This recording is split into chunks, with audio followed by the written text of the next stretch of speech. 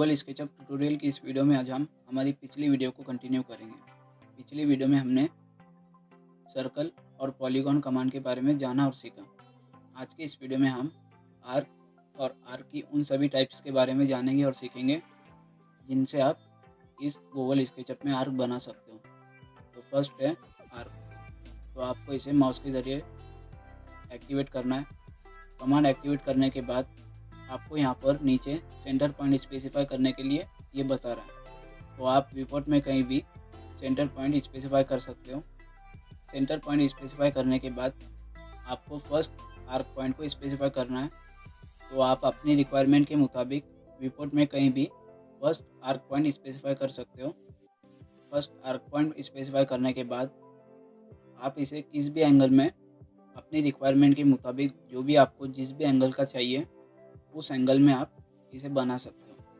तो अगर आपको किसी स्पेसिफिक एंगल पर इस आर्क को बनाना है तो उस एंगल को आपको टाइप करना है, देन नेक्स्ट इंटर प्रेस करना है। इंटर प्रेस करते ही जो भी एंगल आपने टाइप किया था उस एंगल पर ये आर्क बन जाएगा। तो इस तरह से आप आर्क कमांड का यूज़ करते हुए किसी भी आर्क को बना सकते हो। देन नेक्स्ट कमांड है 2 point arc. 2 point arc command को आपको माउस के ज़रिए एक्टिवेट करना है। कमांड एक्टिवेट करने के बाद आपको इसके स्टार्ट पॉइंट को स्पेसिफाई करना है।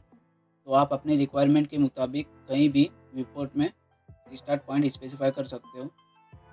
तो अब मैं यहाँ पर इस रेक्टेंगल पर स्टार्ट पॉइंट स्पेसिफाई करूँगा। देन नेक्स्ट सेकेंड पॉइंट इस कॉर्नर पर स्पेसिफाई करूँगा।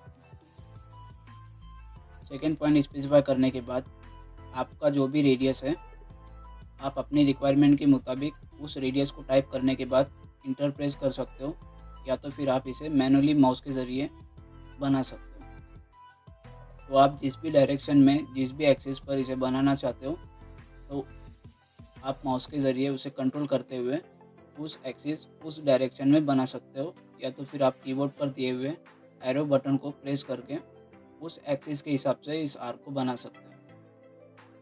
तो इस तरह से आप 2 पॉइंट आर्क कमांड का यूज़ करते हुए किसी भी एक्सिस में किसी भी तरह के आर्क को बना सकते हो।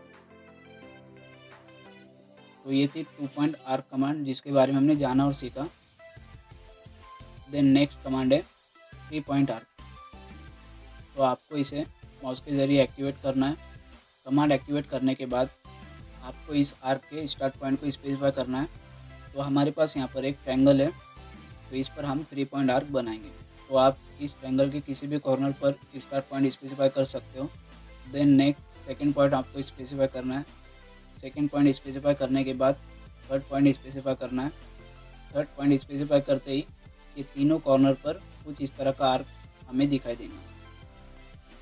देन नेक्स्ट अगर दोस्तों आप इसे देखेंगे तो ये पूरा प्रॉपर हमें आर्क नहीं दिखाई दे रहा है, बल्कि हमें इसमें कुछ साइड्स दिखाई दे रहे हैं। तो इन्हें कम या ज़्यादा करने के लिए आप जब कीबोर्ड पर दिए हुए कंट्रोल बटन को प्रेस करते हुए कीबोर्ड पर दिए हुए प्लस बटन को प्रेस करेंगे तो ये साइड्स बढ़ती चली जाएंगी, और अगर आप माइनस बटन को प्रेस करेंगे तो ये साइड्स कम होंगी।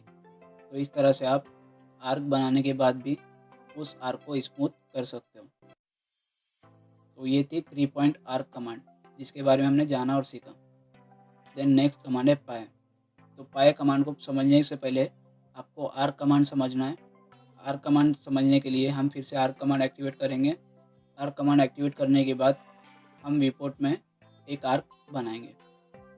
तो दोस्तों अगर आप इसे देखेंगे तो ये हमें सिर्फ एक लाइन की शेप में दिखाई दे रहा है, और अगर आप पाए कमांड एक्टिवेट करने के बाद कोई आर्क बनाते हो तो जब भी आप किसी भी एंगल में पाए आर्क बनाते हो तो जहाँ पर भी आपका पाए क्लोज होता है वो आपको पूरी तरह से क्लोज करके एक सरफेस की शेप में दिखाई देगा।